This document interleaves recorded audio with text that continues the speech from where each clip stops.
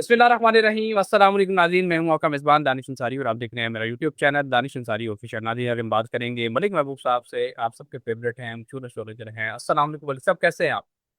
वालेकुम अस्सलाम। अल्लाह का करम है। आप सुनाए, क्या हाल चाल है? अल्हम्दुलिल्लाह मलिक साहब, मैं भी ठीक हूँ। मलिक साहब, आज की सबसे बड़ी और सबसे अहम खबर यह है कि इमरान खान साहब को फाइनली 1200 दिनों के बाद जेल से अब चंद हॉस्पिटल मुंतकिल कर दिया गया है। हुकूमत ने पहले कहा कि हमें कोई इतराज नहीं है, अदालत का फैसला आया है तो अदालत का फैसला सर आंखों पर। लेकिन उसके बाद हुकूमत की तरफ से ही एक पिटीशन दायर की गई और दरख्वास्त की गई अदालत से कि वो जो है खान साहब को निजी हॉस्पिटल मुंतकिल करने का जो फैसला है उस पर नजरसानी करें। लेकिन अदालत ने उनकी ये पटीशन मुस्तरद कर दी, दरख्वास्त मुस्तरद कर दी और कहा कि खान साहब को निजी हॉस्पिटल ही मुंतकिल किया जाएगा। सर, फाइनली आपकी पटीशन दुरुस्त होगी और आपने अब गुज़श्ता 2 महीनों से आप मुझे बता रहे हैं कि सोलर एक्लिप्स के बाद जो है हुकूमत पर बड़ा प्रेशर आने वाला है। प्रेशर किस तरह आ सकता था, कोई आसार दिखाई नहीं दे रहे थे। और एक और आपकी पटीशन भी दुरुस्त हुई है, इसको भी मैं जिक्र कर देता हूँ, लेकिन पहले इसको हम कवर कर देते हैं कि आपकी पटीशन इस तरह दुरुस्त हुई कि आज हुकूमत के तोते उड़ गए हैं और सब परेशान है कि खान साहब को ये रिलीफ ऊपर से कहीं से आया है, क्योंकि सियासी मामला वगैरह से कोई मुज़ाकरात के नतीजे में ये रिलीफ नहीं मिला। दूसरी मलिक साहब, आपने एक बड़ी अहम प्रोटेक्शन की थी और बहुत ही अहम प्रोटेक्शन थी। आपने कहा था कि कानून में कोई बहुत बड़ी आपको अमेंडमेंट होती दिखाई दे रही है। मलिक साहब, खामोशी से इतनी बड़ी अमेंडमेंट कर दी गई है कि किसी को पता भी नहीं चलने दी।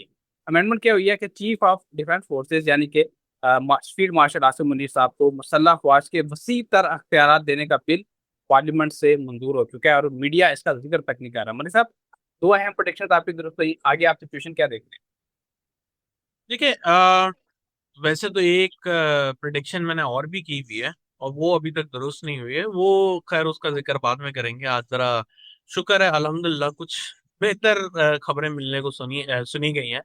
क्योंकि हम लोग अनफॉर्चुनेटली काफी अरसे से, बहुत मतलब फरवरी ऑनवर्ड, जब लास्ट इक्लिप्स लगा था, तो बैक टू बैक जो थी हमारे पास बैड न्यूज ही आ रही थी। और इसमें किसी का हाथ नहीं, अल्लाह ताला की मर्जी है। और मैंने बहुत दफा बताया है, ये सितारों का एक इल्म जो है, काफी लोग इस पे एतराज करते हैं। ठीक है, हर एक की अपनी अंडरस्टैंडिंग होती है, लेकिन ये साइंस है, ये डीप साइंस है।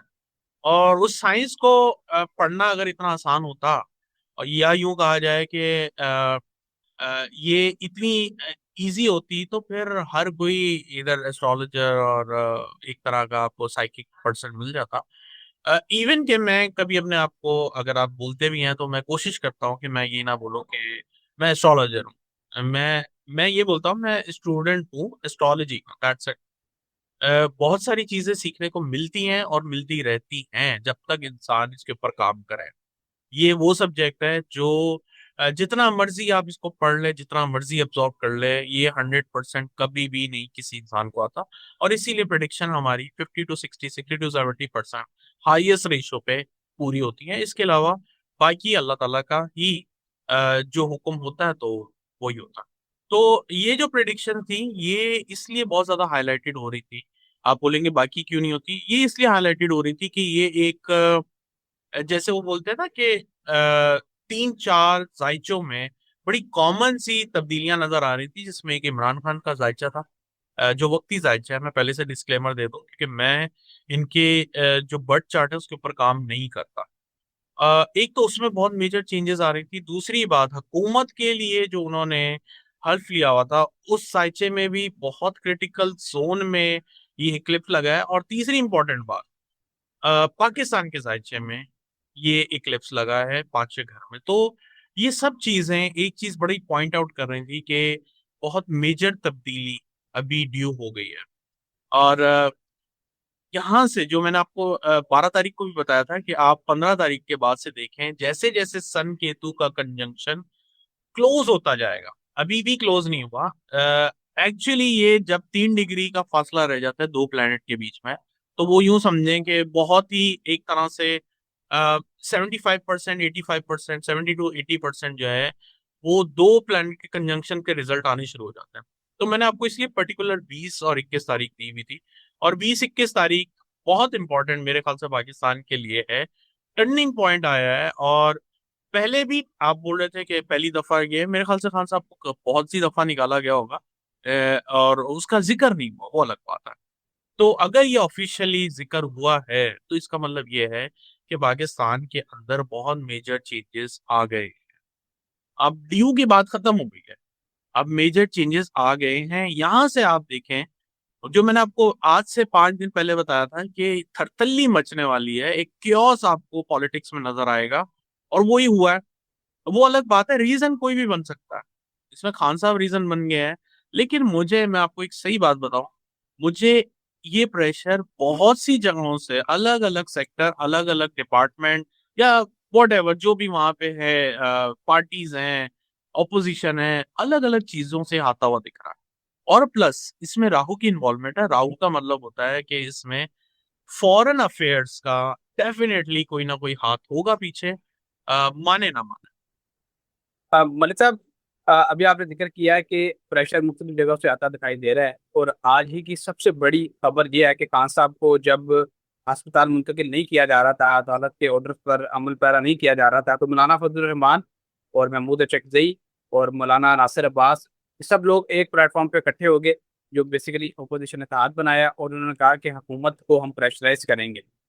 और इंटरेस्टिंग बात यह है मलिक साहब कि उसी वक्त ही जैसे ही ये इत्तेहाद बना, पार्लियामेंट में इसकी अनाउंसमेंट हुई, तो वज़ीर आज़म शहबाज शरीफ ने कहा कि मैं आपको मुज़ाकरात की पेशकश करता हूँ। यानी कि हुकूमत इतनी प्रेशराइज है ये सारी सिचुएशन से कि फौरी तौर पर वज़ीर आज़म ने मुज़ाकरात की पेशकश कर दी। लेकिन मलिक साहब, मुज़ाकरात की पेशकश तो पहले भी बहुत सारी होती रही है, क्या इस पर कोई अमल भी इस मरतबा आपको होता दिखाई देता है?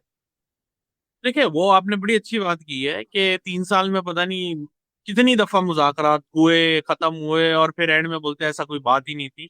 तो मैंने आपको कहा है, राहु का इन्फ्लुएंस बहुत है अभी भी। ये जो हमें कुछ दिख रहा है या दिखाया जा रहा है, पीछे कुछ और बन रहा है। पीछे खिचड़ी बन रही है, बहुत बड़ी खिचड़ी, बल्कि बिरयानी बन रही है। ये बिरयानी डेफिनेटली पाकिस्तान की अवाम की फेवर में आएगी। ये मैं अवाम की बात इसलिए कर रहा हूँ, काफी लोग बोलते हैं पाकिस्तान के लिए, पाकिस्तान के लिए, पाकिस्तान के लिए नो डाउट बहुत सारे मतलब एजाज भी मिले, बहुत सारी चीजें इनकी फेवर में भी है, लेकिन अवाम के लिए कुछ भी नहीं हुआ। मुझे यहाँ से बहुत चेंजेस दिख रही हैं। ये लास्ट न्यूमरोलॉजिकल अगर हम देखें, तो नंबर 9 का ये लास्ट साइकिल चल रहा है। तो देखें, ये चेंजेस इतनी आसानी से नहीं होंगी, या यूं समझें कि इतनी प्यार मोहब्बत से नहीं होगी। खून खराबा, अनफॉर्चुनेटली, केओस, दहशत गर्दी के वाकयात, ये सब चीजें इस साल में, इस अगस्त से नेक्स्ट अगस्त के बीच में होंगी। अच्छा मलिक साहब, मैंने अभी एक और खबर का जिक्र भी आपसे किया कि chief of defence forces field marshal Asim Munir को मुसल्लह अफवाज के मजीद अख्तियारात दे दिए और उसका बिल पार्लियामेंट से मंजूर हो गया। मतलब साहब, इसके क्या असरात होंगे पाकिस्तान की सियासत पर, खास तौर पे एक ऐसी सिचुएशन में कि हमारे जो एस्ट्रोलॉजर्स हैं, खास तौर पे पाकिस्तान की एस्ट्रोलॉजर हैं सामिया खान, उन्होंने फील्ड मार्शल साहब के हवाले से एक प्रोडिक्शन किया है। उन्हें पाकिस्तान के कौमी एस्ट्रोलॉजर भी कहा जाता है, वैसे तंजिया तौर पर कहा जाता है, जिस वजह से भी कहा जाता है वो अलग बात है, लेकिन उन्होंने प्रोडिक्शन किया है फील्ड मार्शल साहब के हवाले से। उन्होंने कहा है कि फील्ड मार्शल अगले 10 साल के लिए पाकिस्तान के फील्ड मार्शल रहेंगे, आर्मी चीफ भी रहेंगे। आपको इसमें कोई दिक्कत दिखाई देती है? क्या देखते हैं सवाल? जो मैंने शुरू में आपको एक बात कही थी ना, कि मेरी एक पेशेंट कोई और भी है जो मैंने जून से की हुई है, वो यही थी कि मुझे यहाँ से फील्ड मार्शल के लिए ज्यादा इख्तियारात का रहना मुश्किल दिखता है। मुझे ये आइसोलेशन की तरफ जाते हुए दिख रहा है। हो सकता है 1-2 महीने रुक जाए अभी, क्योंकि पाकिस्तान में, अब मैंने बताया है कि बहुत से मेजर प्लैनेट की मूवमेंट हुई है, और एक्टिवेट होके वो ट्रांजिट कर रहे हैं, तो उन्होंने बहुत से प्लैनेट्स को एक्टिवेट कर दिया है। बिल्कुल अभी जैसे आज से 12 दिन, मतलब 5-7 दिन पहले नहीं पता चल रहा था कि ये कुछ होने वाला है। तो अगले पल का सिर्फ अल्लाह ताला को पता है। लेकिन फिलहाल अगर मैं उनका जायचा देखूं, जो कि मुझे नहीं पता, फिर वही बात है डिस्क्लेमर की, वाकई ही उनका जायचा है या नहीं, लेकिन ऐसा लगता है कि अब चीजों में बहुत चेंजेस आएंगी, और ये इख्तियारात इतने ज्यादा अरसे तक उनके पास नहीं रहने वाला। मलिक साहब, ये आप एक तरफ कह रहे हैं कि इनके पास इख्तियारात नहीं रहेंगे, लेकिन ये जो एस्ट्रोलॉजर हैं सामिया खान साहिबा, ये कह रही हैं कि ये तो 10 साल तक आर्मी चीफ रहेंगे। ये क्या वजह है? आप क्या समझते हैं कि वाकई आप जो बता रहे हैं रीडिंग से वो दुरुस्त हैं, या वो जो क्लेम कर रही हैं वो दुरुस्त हैं? उनके अच्छा, उनके वाले से वैसे ही कहा जाता है कि स्टैब्लिशमेंट उनको सपोर्ट करती है। ये चीज भी मैं आपको बता दूंगा, सारी दुनिया जानती है, हमारे देखने वाले नाज़रीन भी उनके हवाले से जानते हैं। आप क्या इस वाले से कहेंगे? क्या वो स्टैब्लिशमेंट की सपोर्ट में आके ये बात कर गई हैं, या रीडिंग्स कुछ और बता रही हैं? क्या बताते हैं? देखिए, टू बी वेरी ऑनेस्ट, मुझे नहीं पता उनके साथ क्या चीज है, वो किसको फॉलो कर रही हैं, उनके बैक पे कौन है। लेकिन मैं, जैसे मैंने आपको बताया, मैं जो हूँ टोटली एस्ट्रोलॉजी को फोकस करके करता हूँ। ग्राउंड रियलिटी में मैंने कभी बात भी नहीं की है। और इसी वजह से अल्हम्दुलिल्लाह आप देख सकते हैं कि काफी हद तक जितनी मैं बताता हूँ वो रीडिंग्स जो है सही होती हैं। बाकी अगर आप ये पूछते हैं कि उनकी और मेरी क्यों नहीं मैच हो रही, तो ये तो वक्त बताएगा किसकी क्या मैच होती है। लेकिन फिलहाल के लिए ऐसा दिखता है कि उनके चार्ट में बहुत चेंजेस आएंगे हैं। या आप, अगर आप ये समझते हैं कि अ, सामिया खान की प्रिडिक्शन सही हो जाएगी, तो आई हैव नो क्लू कि वो क्या देख के बोल रही हैं। लेकिन मैं तो जो अवेलेबल डेटा है उसके हिसाब से कर रहा हूँ। हाँ, ये कर सकते हैं कि कुछ टाइम में जरा ये chaos सही हो जाए, देन हम एक वक्ती जायचा उनका भी खोल लेंगे। ओके मोदी साहब, अच्छा मोदी साहब, कुछ इंटरनेशनल खबरें उनका जिक्र कर लेते हैं। अमेरिका में आप भी मुकीम हैं और अमेरिका से एक खबर आई है कि मजमूई अवामी कर्जा पहली बार $14 ट्रिलियन से तजावुज कर गया है, और अमेरिका में एक बड़ा फाइनेंशियल क्राइसिस जो है उसका खतरा दिखाई दे रहा है। आप क्या देखते हैं कि वाकई ऐसा है, अमेरिका में वाकई कोई बड़ा क्राइसिस आने वाला है, फाइनेंशियल क्राइसिस? सर, ये तो आपने कंफर्म करना है ना। मैंने आपको इस साल के शुरू में क्या कहा था कि अगस्त में रिसेशन आने वाला है और वो अमेरिका से पहले स्टार्ट होगा। तो मेरे ख्याल से ये हालात अब बन रहे हैं, और अनफॉर्चुनेटली ऐसे हालात और भी दिन ब दिन खराब होते हुए आपको नजर आएंगे। ये एक रियलिटी है जिसको हर एक को एक्सेप्ट करना पड़ेगा कि ये अब हालात संभलेंगे नहीं फिलहाल। ओके मलिक साहब, अच्छा मलिक साहब, शुमाली कोरिया के पास जो है ना, डोनाल्ड ट्रंप ने क्लेम किया है कि जो नॉर्थ कोरिया के पास 60 जो हैं वो एटमी वार हेड्स हैं, जबकि शुमाली कोरिया ने ये क्लेम किया है कि हमारे पास 150 वार हेड्स मौजूद हैं। और सबसे अहम चीज ये हुई है आज कि जो जनूबी कोरिया और अमेरिका आज फौजी मशकें कर रहे थे, जिनके दौरान ही 12 मिसाइल्स जो हैं वो नॉर्थ कोरिया की तरफ से दागे गए इनकी तरफ, और समुंदर में जाकर वो गिर गए, यानी कि उनको एक वार्निंग दी गई। मलिक साहब, मुझे ऐसा फील हो रहा है कि ईरान से तवज्जो हटाने के लिए या दुनिया की तवज्जो किसी और तरफ लेके जाने के लिए, फाइनेंशियल क्राइसिस से या दूसरे मामला से, शुमाली कोरिया के साथ मामला जानबूझकर खराब किए जा रहे हैं। क्या अगली जंग शुमाली कोरिया के साथ हो सकती है? कोई कोल्ड वार होती दिखाई दे रही है? क्या देखते हैं इस बारे से? देखिए, मुझे शुमाली कोरिया का तो नहीं लगता, लेकिन मुझे ऐसा लगता है ताइवान और चाइना बहुत बड़े हॉटस्पॉट बन गए हैं और बहुत जल्दी आपको वहां से न्यूज मिलने वाली है। शुमाली कोरिया और इनका अभी इतना मामला नहीं दिख रहा। ये वही वाली बात है कि सीधा दिखा के उल्टा मार रहे हैं। ऐसा है कुछ भी नहीं फिलहाल, सितारों में ऐसा मुझे नजर नहीं आता।